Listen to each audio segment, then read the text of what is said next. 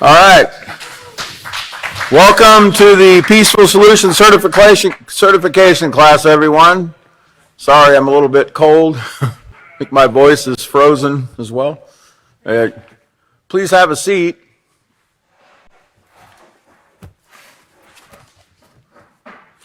We left off last time. We talked about, we started chapter 1, More Than Meets the Eye, page 3. And before we go any further tonight, we want to kind of review what we went over last time just to refresh our minds. It's been about 3 days. But on page 3, we went over, what character is. We talked about character. We talked about honor. And we talked about that character, it reflects who we are on the inside, and it goes beyond what the casual eye can see. And in the middle of the page, it talks about knowing about your character is what's going to enable you to understand why you think and act the way you do. And knowing how to identify a positive character in others will help us build strong, positive relationships. So we really need to know, what to look for in somebody, in a person, before we want to choose, whether we want to befriend somebody or not. Now, we also learned that sometimes a person's character can be mistaken for their personality. Remember, personality and character, although they're similar, there's a vast difference between the two. Okay, and it's incumbent upon all of us to learn what the difference is, and it's very important, as we'll find out as we progress through the book. A lot of times people get confused and they think character and personality are the same, but they're very different concepts. But we need both personality and character to function, as we learned last class. And then on page 4, we went over where our character comes from. We talked a little bit about, the things that we believe in, how we treat others. Our character defines what's important to us. And it's an integral part of who we are. That means it's necessary. It's necessary to make us complete. It's vital to us. And we learned about some of the factors that go into our character, like who we are, like genetics, family values, influences, experiences, choices, and the environment we were raised in. All of us come from different backgrounds, different cultures, different homes, even different neighborhoods, different homes. I mean, all these things actually contribute to who we are, okay, today. And, I've had 50 some odd years to become who I am. All of you have, become who you are today. It's taken a while to get there. So it's not like we're going to change overnight, but the things in our environment, the things that we've been taught, the influences that were in our life, all these things are what made us who we are today. Even our heredity, their genetics. As you remember, we talked about genetics as well. And then we also covered that if we don't, if someone's born with the ability to do something, but they're never given the potential, the opportunity to, let's say somebody has, they're born with the ability, the innate ability to play guitar. We use that as an example.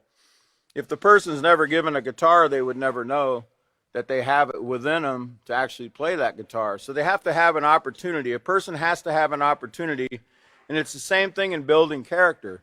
We have to be given the opportunity. We have to be given a teacher, the information. Remember, knowledge is power. We have to be given that information, a teacher, an environment where we can learn and grow. And, these things are important into becoming, who we are, and developing our character. And our character, remember, it's not like our fixed genetic traits, like our eye color, skin color, hair color, nose, shape. Sometimes I would that was, or, the size of our feet or whatever, right? we those are fixed traits we were born with that we can't change. We can only disguise, but we can't change them. But we can change our character, and that's a great thing. We can do it anytime we choose. All right, we can choose to change our character, our behavior, our attitude anytime we desire to do so. Okay, and it's within our power to do that.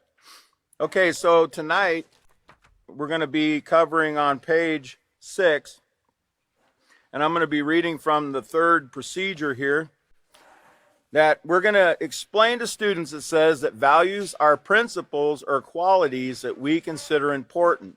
We're going to be talking about values.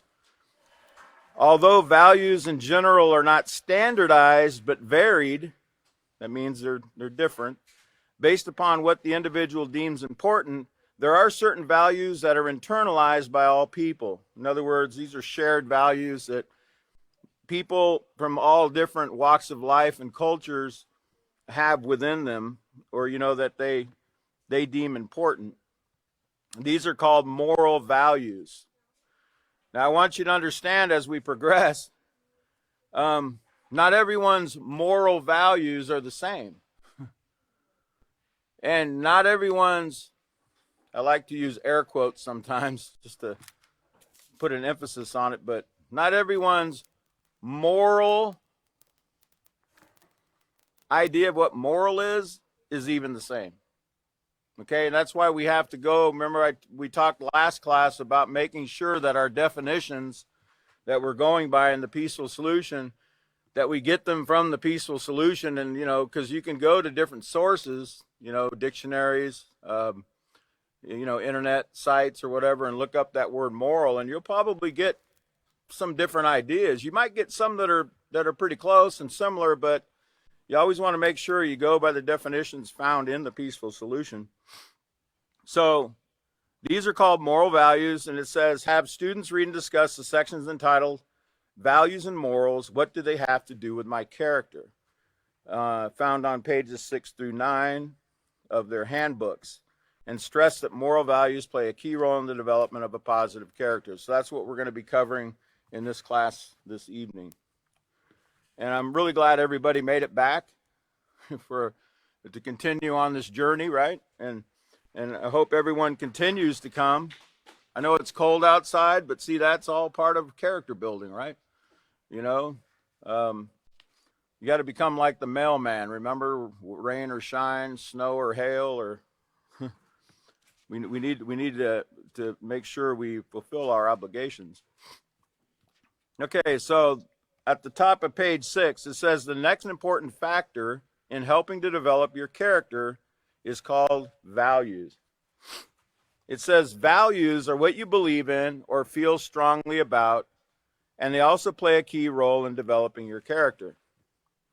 And the sum total of everything you value becomes your value system.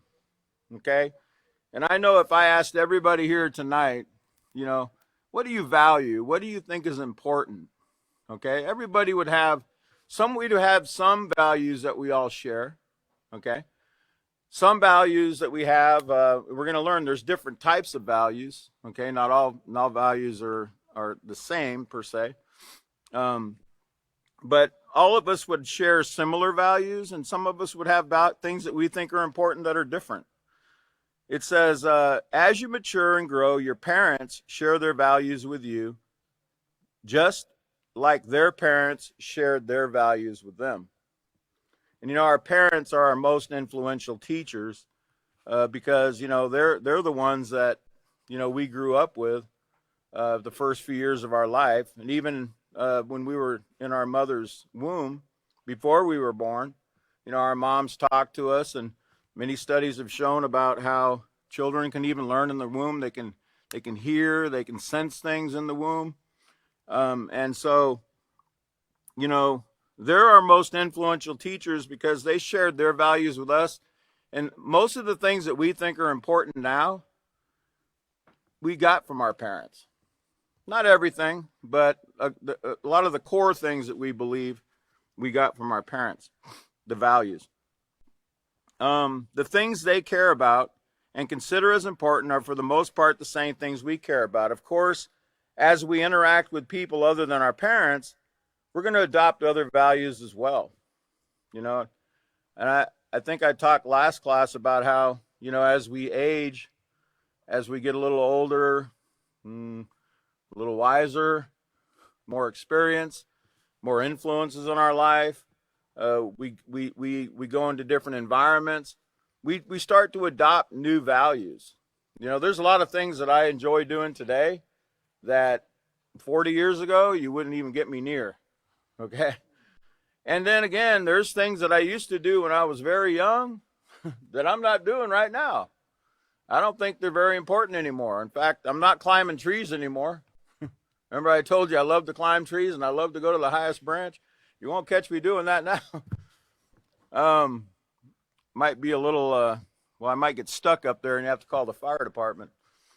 But yeah, there's different things. As I say, as we get older, we adopt new values, and we even drop and shed some of the values that we had when we were younger. Okay, so, and as we interact with people, you know, different people come across, you know, different influences in our lives, different people that we meet. They share their values with us, and some of them we choose to adopt, and some of them we really don't want anything to do with. We're not interested in them. Now, family members, now, you know, let me give you a little something about value system. Remember, it talked about the sum total of everything you value becomes your value system. Your value system is molded by your virtues or your vices. That means your value system is molded by your moral character, because, you know, if you like doing the right thing in your life, if you might like making right choices, you're going to try not to value things that bring harm to yourself or somebody else. You're not going to value doing things or even possessing things that would bring harm to you or somebody else. And it's molded by your virtues or your moral, your ethical values, or your vices. That means your bad habits, your immoral character. You know, if you have an immoral character, you're going to be valuing certain things that aren't healthy, that aren't safe, that aren't wise to be doing, because they could get you in some kind of trouble, or they could bring harm to you or somebody else. So your value system is going to be molded by those things, but also your experiences and your influences as well. That's where your value system is going to come from. So continuing in the middle of page 6, it says, family members, babysitters, teachers, and others all help shape your character by sharing their values with you. And I don't know about you, but I had a lot of different babysitters. And some of them were family members, you know, like my sisters, sometimes my older brother, but sometimes complete strangers. You know, I remember back when I was growing up in the 60s, pretty much you might put an ad in the paper, or mom might call a neighbor and say, hey, can your daughter come over and babysit, or can somebody come and, you know, they'd look for somebody to come and babysit. And as long as they were willing to, you know, earn $1 an hour to babysit, they'd put you with that person, not even really knowing who this person was and what kind of influences they were going to be sharing with you, right? So I got a lot of different ideas from a lot of babysitters when I was growing up. Some of them were okay. Some of them weren't, you know, quite positive. But we had teachers as well. Remember all your teachers you had growing up?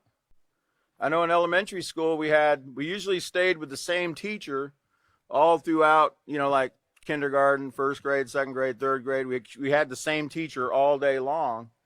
But then when we got into middle school, like most of you are in now, you know, now we have, you know, you go from class to class all day. You probably got about 6 or 7 different teachers now. And all of those teachers are having an influence, an impact.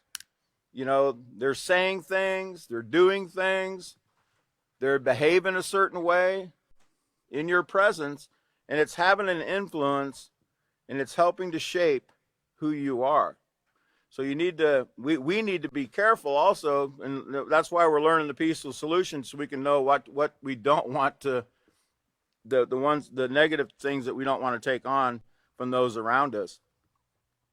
So family members, babysitters, teachers, and others all help shape our character by sharing their values with us.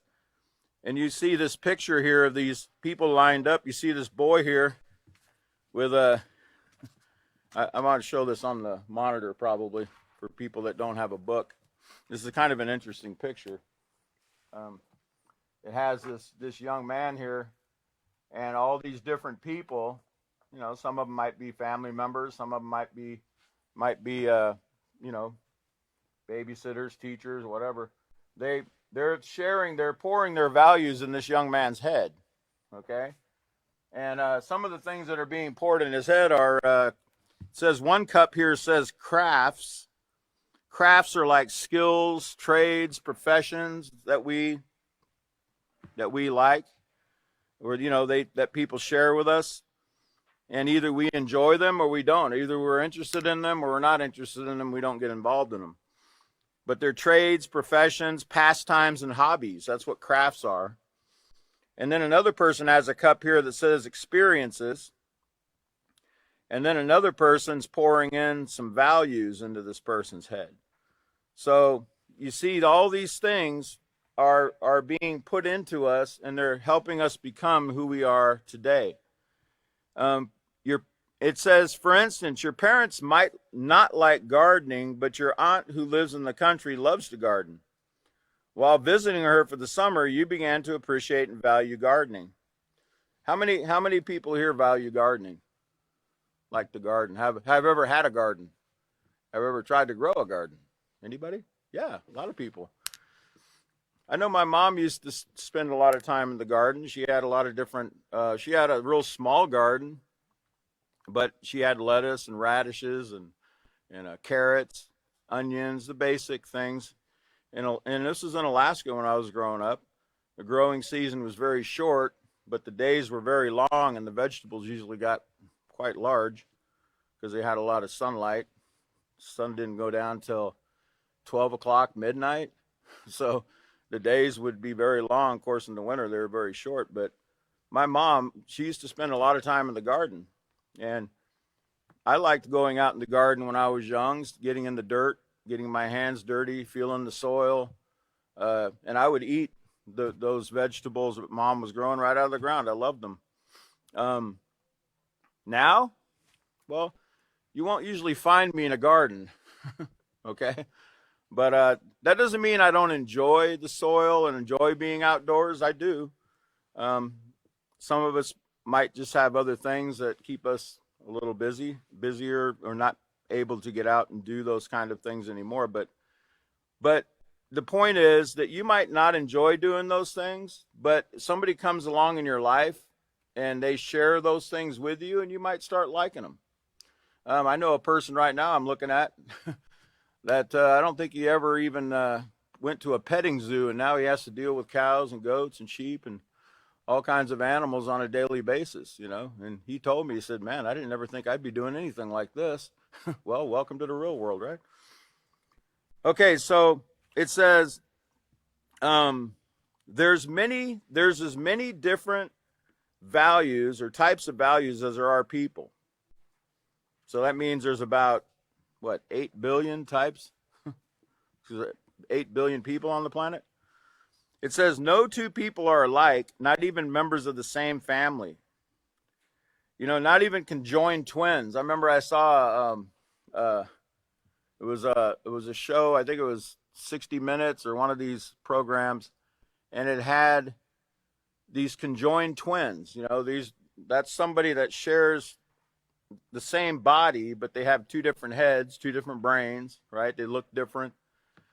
But both of them were talking about all their different likes and dislikes, and neither one of them liked the same thing the other one liked, okay? And even though they were conjoined at the body, they had different brain, they had different character, different personality, okay? And they both had different likes and dislikes, and even different social skills. They were not the same, okay? Even identical twins, you know, they don't don't have the same, they're not the same person. They're not a carbon copy of the other. No two people are alike, not even members of the same family. Based upon experiences and interactions, we come to value different things. For example, some people value a college education, some a trade or career. Others value staying at home and raising a family. Some value sports, while others value art. That reminds me of something. I got something I need. I'm gonna give you a. I'm gonna see how much value you put on certain things. Okay?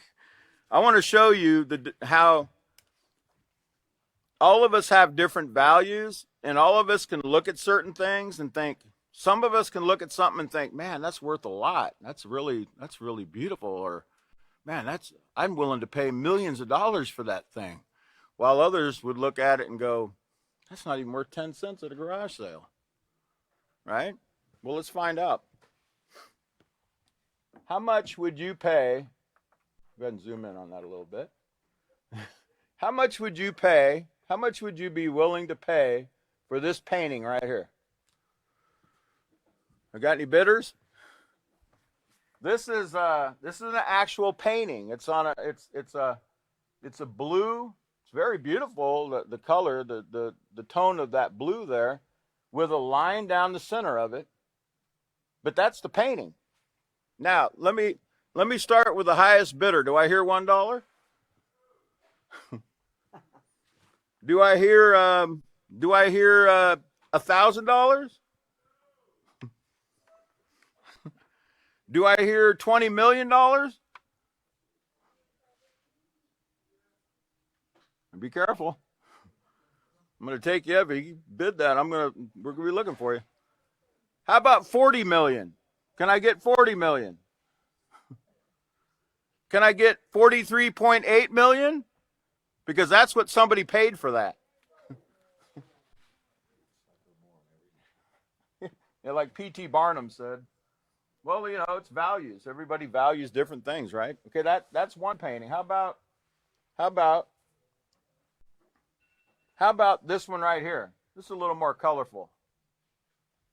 How about that one right there? Do I hear 100 million? Do I hear 200 million? 300 million? Well, that's what it was sold for. Sold for $300 million in 2015. William de Kooning's painting called Interchanged. $300 million. Somebody paid for that right there. You see that? You see how values are different? Even things that we look at, and we put what's called aesthetic value on it. Aesthetic means we can look at something or we feel something with our fingers and we think, well, that's something nice. That's something important. How about this one right here? This is John Pollock, number 5, it says. It's pretty colorful. Lots of lines and things, right? $140 million. Somebody paid for that? Let me show you one more. This is the Van Gogh. Okay, you've heard of Vincent Van Gogh, right? Great artist that everybody puts a lot of stock in. I just don't know that I would pay, what is it? Yeah. I don't know that I would pay, let's see how much this one was. I don't think I have that much money. Somebody paid $40 million for this vase of sunflowers. $40 million in 1987. Here's one final one. This is Paul Cézanne's The Card Players. Would you believe that somebody paid $250 million for that in 2012? $250 million. And actually, it was in Qatar. I think it was an Arab country, Qatar. Somebody paid $250 million because they figured if they paid $250 million, people would start to value their country as an art-loving country. So they tried to put their country on the on the list of great places to sell artwork, I guess, and somebody paid $250 million for that painting. So it's really incredible. You know, not everyone has the same values, obviously. Any of those paintings I wouldn't think would be more than $50 or $100.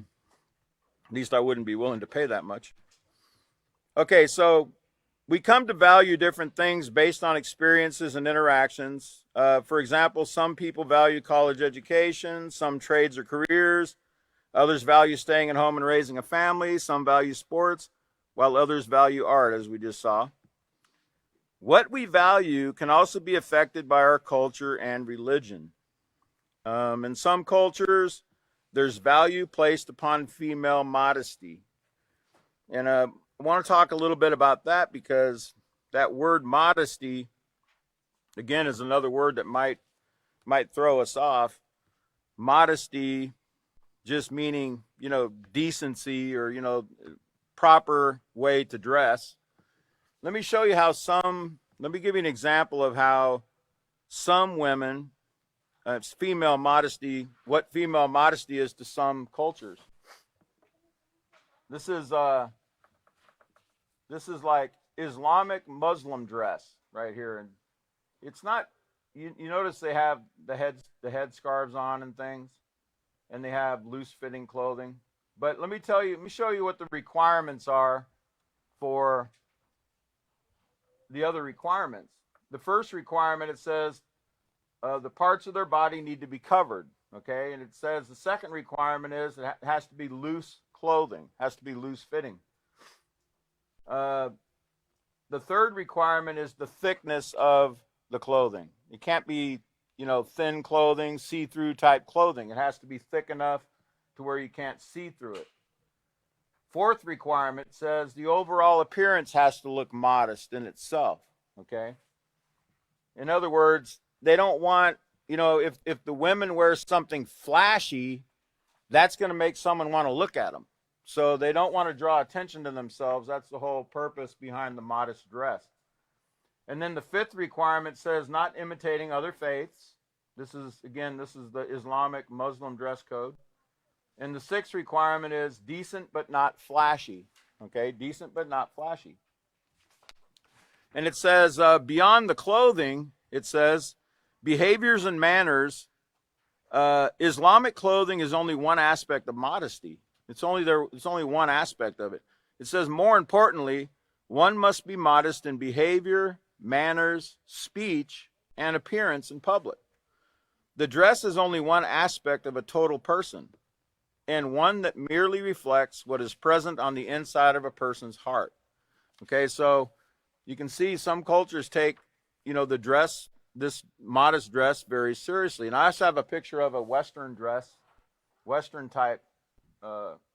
culture type modest clothing here. Zoom in just a little bit. Right here. This would be considered modest dress. Okay, and I'm sure there's many other examples. So some cultures, they place a lot of value on that, on the dress. Okay, on female modesty. And, you know, they place a lot of value on it here, too. Because I've been in stores where it tells you that if you don't have any shoes, or you don't have a shirt, or you don't have, you know, you're not dressed properly, you're not going to get any service. And that's male and female. Okay? So it's not that here in America or this culture we don't value modest dress. We do in many instances. As a matter of fact, there's a lot of schools we go to out here that we teach at the Peaceful Solution, that they have dress codes, and the dress is you have to have uniform dress, and they have to be proper. It has to be proper clothing. Okay, in other words, it says female modesty. In other words, women choose to dress in garments that do not show their form, as we just saw, those loose-fitting clothing. While in other cultures there's value placed, and let me say one other thing about the clothing aspect, because I used to live in Houston for a period of time, Houston, Texas. I think it's the fourth largest city in America. And I lived in an area close to what it was called the Gulfton Ghetto, okay?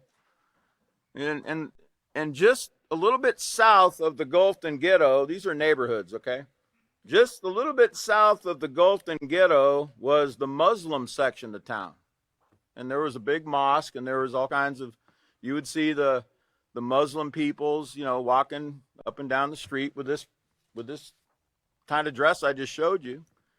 And I noticed something about those areas of town when I would go into them.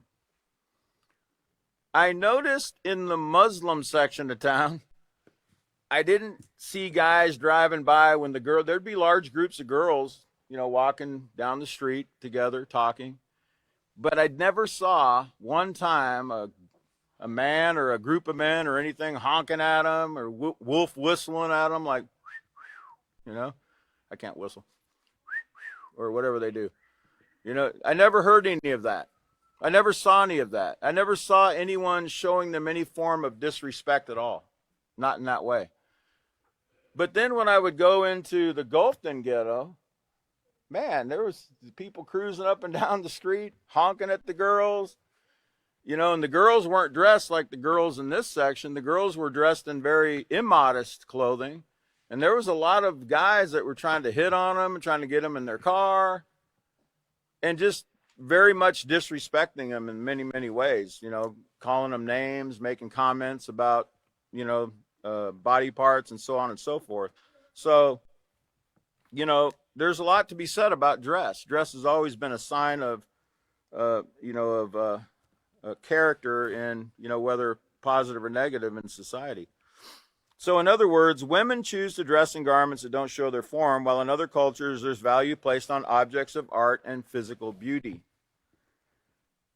I know in where I lived down in South Texas for a period of time, a lot of emphasis was put on physical beauty. In fact, right when you drove into town there in Laredo, Texas, you would see a big poster, Miss Laredo, and it'd have some beauty queen there on the poster. A lot of emphasis was put on female, how a person looked, okay? Physical beauty, big emphasis. Now, if you live in an environment with a lot of crime, your safety and the safety of your family is going to become an important value. I'm not an advocate of carrying guns and knives and any kind of weapons. I've never had to do that, thankfully. I've never felt the need to do that. But I can understand in some parts of town, in certain cities, in certain places, why people feel like they have to do that aren't being taught the peaceful solution. Okay? So I don't judge them for it. I understand that why they feel that way. But, if you live in a neighborhood where there's a lot of gang activity, there's a lot of drug dealing going on, there's a lot of drive-by shootings, there's robberies, your physical safety is in danger. This is reality right now. If you haven't noticed on the news, there's a lot of rioting going on. There's people going into neighborhoods, setting fires, and there's people challenging people and threatening people and things.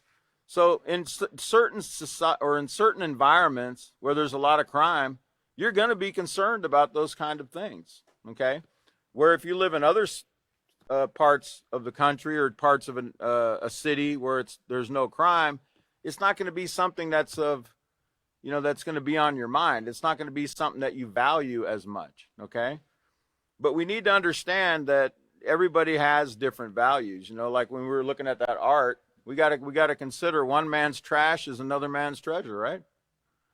We have to respect everybody's different values. So if you live in an environment with a lot of crime, your safety and the safety of your family is going to be an important value. Even though there's many different factors affecting what we value, we can be sure that all of these things are helping to shape our character. All the values are helping to shape who we are today. Okay, and remember, these values are coming from things that we adopt along the way, but they can be values that are being shared by family members, babysitters, teachers, and other influences in our lives. Preachers, the media. Media is big, the radio, the television, the internet.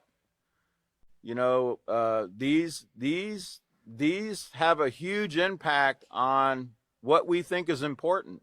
In fact, if you watch the evening news, they'll try to make you think certain things are important.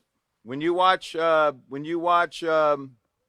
commercials, on television, they're going to try to make you think that certain items are important for you to have. They're trying to convince you that this is something that you need, that this is something that you need to think is important. So you're constantly being bombarded with these influences that are trying to shape what you value. So we need to always be aware that they're there, but we also need to be aware we don't want to take on any kind of value system that's molded by vices. We're molded by bad habits. Okay, we want to shape and mold our character based on solid moral values. And it says, chew on this, value what's positive in yourself and others. That's what we need to value. What's positive? I like to think of the word positive and negative. When I hear the word positive, I always think of a plus sign. In other words, if it's positive, it's going to add something to my life, to my betterment, to my positive character, to my attitude, to my positive attitude. Where if it's negative, remember the negative sign is that minus sign, which means it's going to take away. It's going to take something away from the building of a positive character. Okay, and that's not what we want. We want to value what's positive in everyone and ourselves. So let's turn over now to page 8. And now that we've covered about values, let's talk a little bit about morals. Let's talk about morals and what they have to do with my character.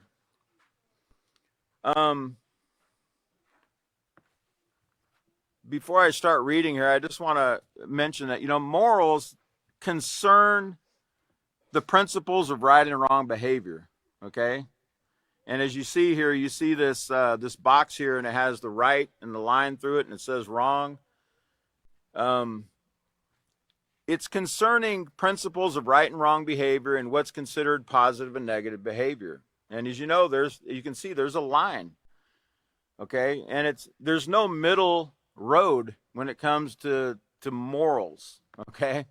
Something is going to either be right or it's going to be wrong, okay? We're going to learn more about that as we progress, but we never want to think that, if something's wrong, if something's negative, it's never going to be right for us to do.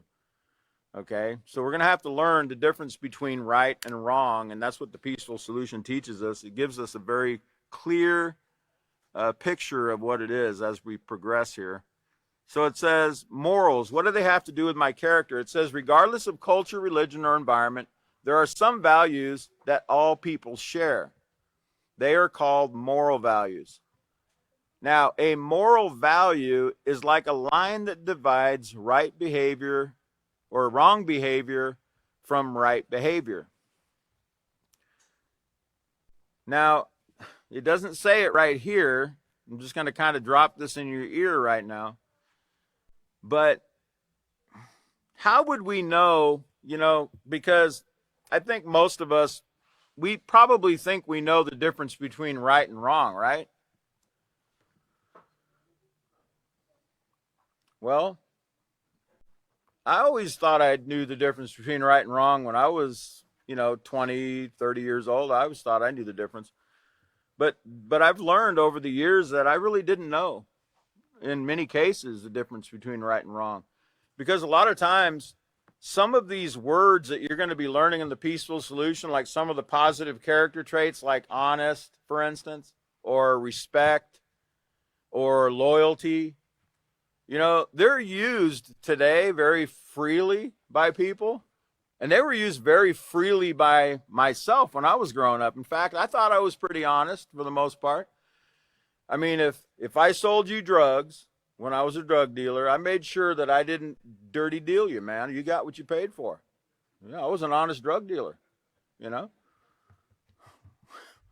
I was also an honest thief, because if I stole out of somebody's house, Me and my partner would split it 50-50. I wouldn't take anything from him. I wouldn't steal a thing from him. So I considered myself pretty honest. I also considered myself to be pretty loyal. If I joined a gang and they asked me to do something, some kind of dirty deed to hurt somebody, I would do it, and I would do what they asked me to do. That was pretty loyal, right? Well, see, this is why we have to be careful. One of the young children said, "No." Well, you're right. That's correct. No, it's not okay. But that's what we grew up thinking, because we heard these words being thrown around a lot, but we really didn't know what they meant. Okay, because we weren't taught the peaceful solution. And sometimes people take positive words and they can twist them and turn them around into something they were never meant to be. Okay, even like the word moral, as we're going to learn. You can make something moral that's totally immoral, just by what you teach about that thing.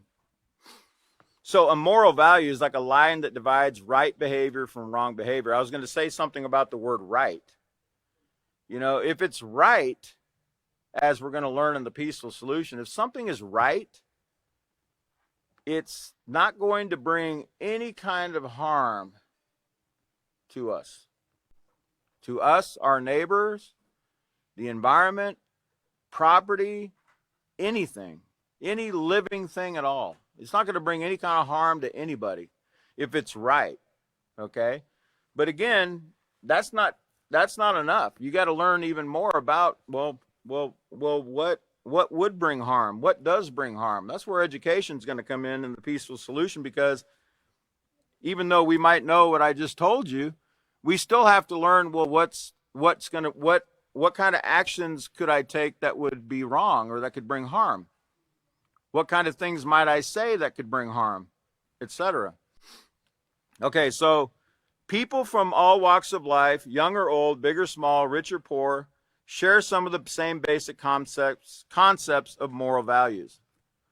In other words, people from all over the world, we all have certain values that, moral values. Like, for instance, can you go to any country on earth right now and go to a store in that country and walk out with something without paying for it? No, because stealing is a moral value or a moral principle that's taught in all countries and everybody follows. Everybody believes that we shouldn't steal. Now, some countries have different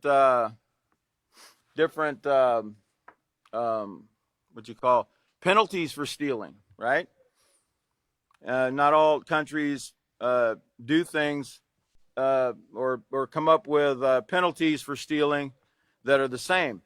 Sometimes we steal and we can go to prison. Sometimes we steal, we might get a fine. Some countries you can steal and get your hands cut off.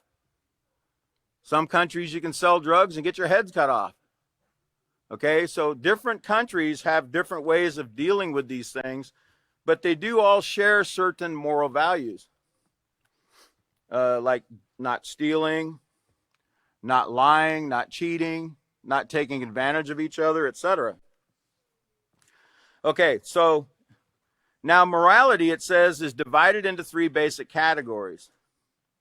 Behavior and attitude toward all life, that's human, animal, and plant. Behavior and attitude toward possessions and property. And behavior and attitude toward the environment. Now that word attitude, we should know what behavior means. Behavior is just actions or conduct. Actions or conduct that we take, that toward others or even ourselves, or our mannerisms. Okay, that's what behavior is. It's our actions or conduct toward others or our own self. And attitude, when it says attitude, it means it's a way of thinking or feeling about someone or something. Our attitude is how we think or feel about someone or something. Okay? So morality is divided into those three basic categories: behavior and attitude toward all life, human, animal, and plant, behavior and attitude toward possessions and property, and behavior and attitude toward the environment.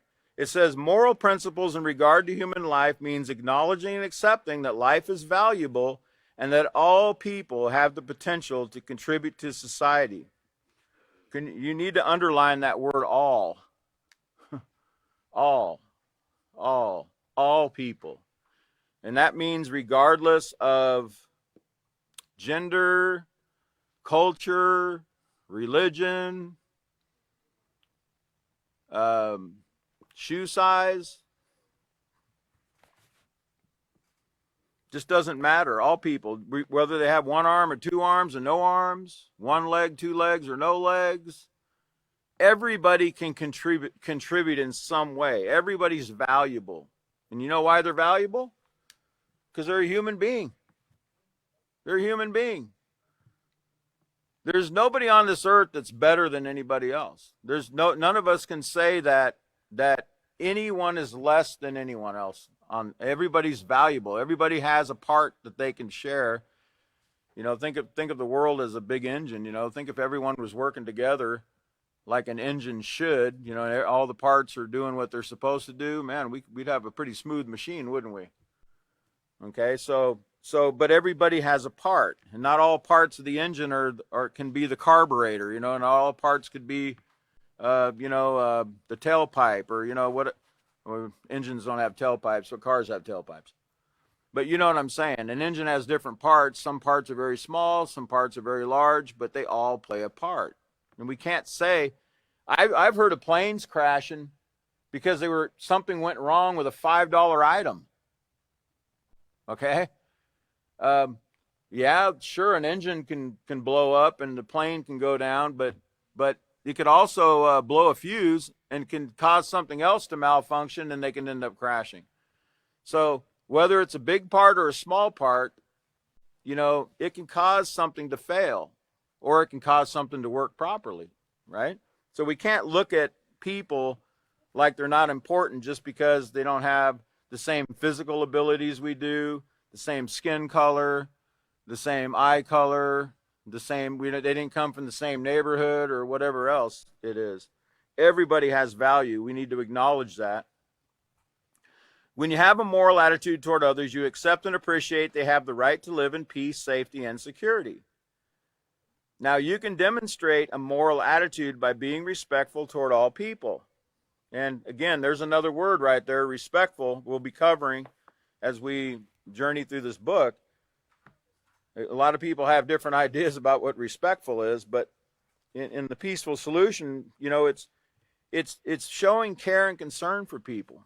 It's treating people with kindness and consideration, showing them care and concern. So it says, this means not taking advantage of others. I want you to write a word over that word advantage, taking advantage. I want you to write this word, exploiter. Exploiter. EXPLOITER. Exploiter. Exploiter. An exploiter is a user, like someone who uses people. Okay? So we don't want to be an exploiter of others or a user of people, meaning a user of somebody, using them and throwing them away, so to speak. We should be willing to help someone whether they can help us in return or not. Regardless of what they can do for us, right? We should be willing to do for them. It doesn't matter what they can do in return. I remember, speaking of taking advantage of others, because, people take advantage of the elderly. Some people take advantage of children. I'll give you an example. Like if a store clerk had a 7-year-old boy, and the 7-year-old boy came to buy some candy, and he pulled out a $100 bill, and he gives it to the clerk for the candy, and he says, "Here," and he walks off. Would you take that $100 bill and let that little boy go without his change? Well, some people would. That would be taking advantage of that young person's lack of knowledge about how much money he just gave you, right? A person with moral values would say, "Hey, little boy, you forgot your change," and you would give him the change, right? He wouldn't take advantage of that young man's lack of knowledge. Now, I knew another group of people, not that I knew them personally, but I read about it. There was people following Where I used to live down in South Texas, there's a lot of older people enjoy their what they call their sunset years by driving around in motorhomes and visiting different places. And they used to go down there to go bird watching down in the Rio Grande Valley. Some folks like to watch birds. Again, values, right? I really don't like to sit there and watch birds too much myself, but I do watch birds sometimes. Sometimes I will sit and watch a bird and think, wow, and watch some of their things they do and think, wow, that's pretty neat. But I don't have all day to sit there and watch birds. Some people do. Okay, so some people get into motorhomes and they drive around, they go bird watching, right? Okay.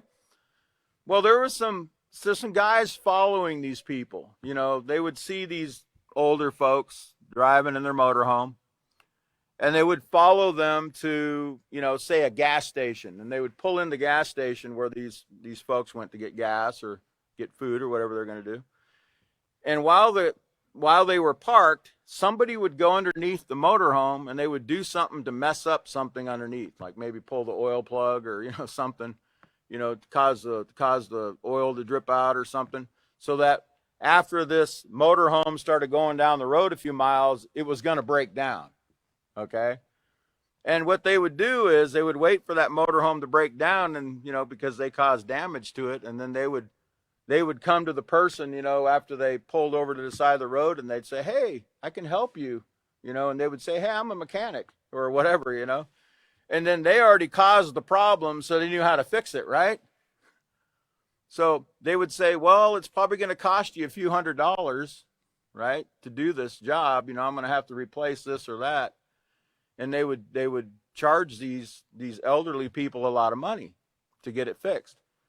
That's taking advantage of somebody, okay? That's an example of taking advantage of others. That's an extreme example, but there are other examples too. It's something that we don't want to do in the peaceful solution, or to become a moral person, a person with moral values. We don't want to take advantage of anyone, but show them care and concern. It says an immoral attitude toward life consists of behavior that devalues, belittles, hurts, and takes from others both emotionally and physically. Behaviors that include name-calling, teasing, bullying, and discriminating cause others to feel inferior and disregard their worth as human beings. Again, it's you know, making someone feel inferior means making them feel less than or beneath someone else, so to speak, or makes them to feel like they're not important at all, that they have no value. Okay? Discriminating. Okay, I'm sure we've all heard that word discriminating. I'm going to give you a definition of discrimination. And this comes from another unit of the peaceful solution that we're going to cover later. But it's treatment or consideration based on class or category rather than an individual's merits or an individual's merits. It's kind of like Martin Luther King once said, it'll be a great day in America when people are judged for the content of their character instead of the color of their skin. Okay?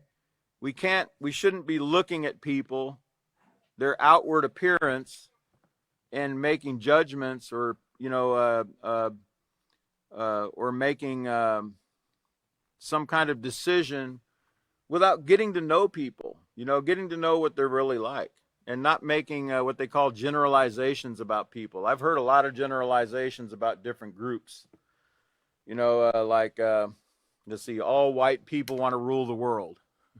I'm sorry, I'm not one of them, okay? Let's see, what's some other generalizations? I'm sure you've heard many of them, right? When I was growing up, I heard, let's see, watch out for your hubcaps. Black people will steal them. All Mexicans are lazy. Let's see, I'm sure you've heard a million of them, right? And not one of them's true. I've never had my hubcap stolen. Okay, and I've lived in parts of town where there was lots of people that were of darker skin. Never had my hubcaps taken. I've never met a lazy Mexican. I mean, I lived down in South Texas where there's some pretty hard-working people. So I don't know where that person met the person they were talking about, but I've never met any that were lazy. In fact, I see them out there working in the hot sun, sweating, building roads and building buildings and things, and they're all got a smile on their face. I'm not sure where this is coming from. But somebody put that rumor out there, you know, they spread that around. And then next thing you know, other people are like, yeah, I heard that too. Yeah, I heard that too. You know, and then there's telling somebody else, and they never even met anybody that's white, or met anybody that's black, or met anybody that's Chinese or Japanese or whatever culture they're from, right? So discriminating. You know, I remember a commercial where a guy calls to rent an apartment, and the person on the other end of the line could tell that they were a black person by the way they were talking. And they're like, oh, no, we're sorry, that place has already been sold. Sorry, click. So the person calls them back. The same person calls back and puts somebody else on the line that's white and asks about that apartment. And they're like, oh, yes, we still have it available. Okay, well, that's called discrimination, okay? That's an example of discriminating. And we shouldn't be discriminating based on anybody's, you know, appearance, where they're from, what we've heard. We need to get to know people. We need to get we need to get the facts about everyone, and we need to not disregard their worth as human beings. It says physically hurting others includes being aggressive and violent toward them. It also consists of behaviors such as, okay, it says it also consists of behaviors such as violating, as in rape, killing, kidnapping, or murdering, okay? You know, and this being aggressive, you know, physically hurting others includes being aggressive. You know, aggressive doesn't mean just physically aggressive. You know, we can be aggressive in other ways too, right? What about the way we look at somebody or the way we speak to them?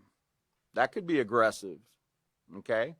So it's not just, you know, slapping somebody or hitting someone or pushing somebody. That's not the only forms of aggression. There's many forms of aggression that we don't want to take part in. It says, those who have an immoral attitude toward human life often direct acts of cruelty toward those who are weaker or unable to defend themselves, as in the case of the abuse towards children or the elderly. We have in the Peaceful Solution, we're working with hundreds of children and families right now that are suffering from these kind of things in the homes.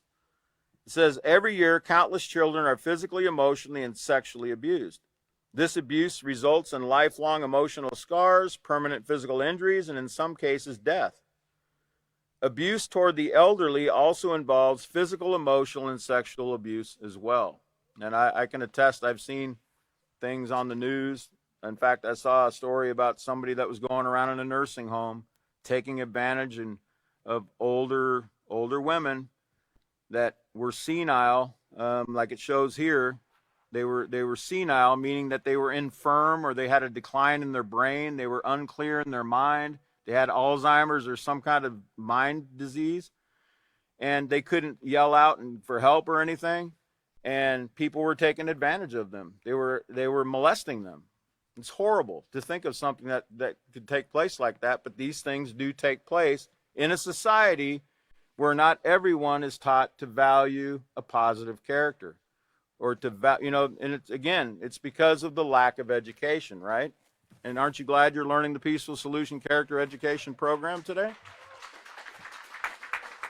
Well, I better say, aren't you glad you were learning the Peaceful Solution? Because my time is up, and it's been a quick hour. I don't know, where'd the time go?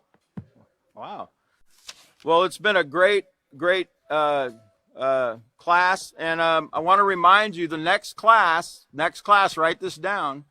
It's on 12/2/2020.